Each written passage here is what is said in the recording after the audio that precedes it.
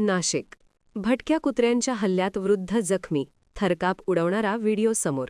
येवला शहरात भटक्या कुत्र्यांचा त्रास वाढत असून पुन्हा एकदा गंभीर घटना समोर आली आहे.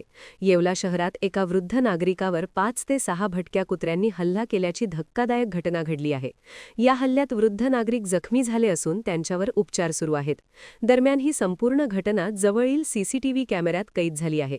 या घटनेनंतर परिसरातील नागरिकांमध्ये भीतीचं वातावरण निर्माण झाले आहे. काल येवला शहरात आपल्या अतिशय भयानक दुर्घटना घडली. या अगोदर सुद्धा येवल्यात कुत्र्यांचा सुळसुळाट होताच. मागं नगरपालिकेने कारवाई केली, काही कुत्र्यांना धरलं, परंतु ते कुठं सोडले आजपर्यंत त्यांनी सांगितलं नाही. बाहेर तालुक्यातले लोक रात्री येऊन येवल्यात कुत्रे सोडून जातात आणि प्रशासनाचं याकडे बिलकुल सगळ्यांनी दुर्लक्ष केलेलं आहे.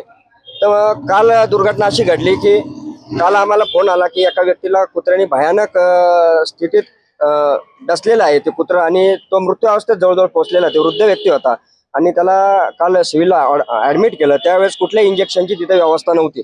या अगोदर सुद्धा आम्ही शिवसेनेतर्फे मागणी केली होती की तिथे इंजेक्शनची व्यवस्था करावी, परंतु अजून सुद्धा सिव्हिल हॉस्पिटलला कुठल्याही प्रकारच्या कुत्र्याने चावा घेतल्यानंतर इंजेक्शनची व्यवस्था नाही.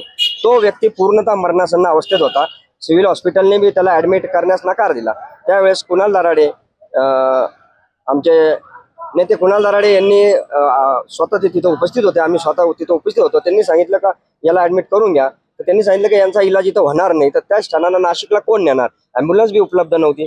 त्यावेळेस कुणाल भाऊंनी स्वतः ॲम्ब्युलन्सची व्यवस्था केली, आर्थिक मदत केली आणि त्या व्यक्तीला त्वरित नाशिकला जायची व्यवस्था केली. परंतु आमचं म्हणणं हे आहे की मागं सुद्धा एका मुलीचा कुत्र्याच्या चावामुळे तो मृत्यू झाला. कुत्र्यांचा इतका सुळसुळाट झालेला आहे येवले शहरात. प्रशासनाने इतकं दुर्लक्ष केलेलं आहे की लहान पोरांना, मी माझा अनुभव सांगतो की लहान पोरं खेळत असताना 2-4 व्यक्तींना तिथं थांबावं लागतं. लहान पोरांना कुठं किराणा दुकानात जर पाठवायचं असलं तरी भीती वाटते, कारण इतके कुत्रे येवल्यात झालेले. प्रशासन याबाबत बिलकुल दखल घेत नाहीये. तर आमचं म्हणणं आहे की ही दखल कधी घेणार? येवल्याचे शहराचे सेवा असो, नगराध्यक्ष असो, यांनी जर 2 दिवसात जर कुत्र्यांवर कारवाई केली नाही तर आम्ही सर्व कुत्रे जमा करणार आणि ते नगरपालिकेत, शिवसेना स्टाईल नगरपालिकेत सोडून देणार. आम्ही प्रशासनाला परत एकदा सांगतो, तुम्हाला कधी जाग येणार? अजून 2-4 जणांच्या मृत्यूची तुम्ही वाट पाहत आहात का तुम्ही असं जाणून बुजून करत आहात? आणि तुम्ही सिव्हिल हॉस्पिटलला इंजेक्शनची व्यवस्था कधी करणार?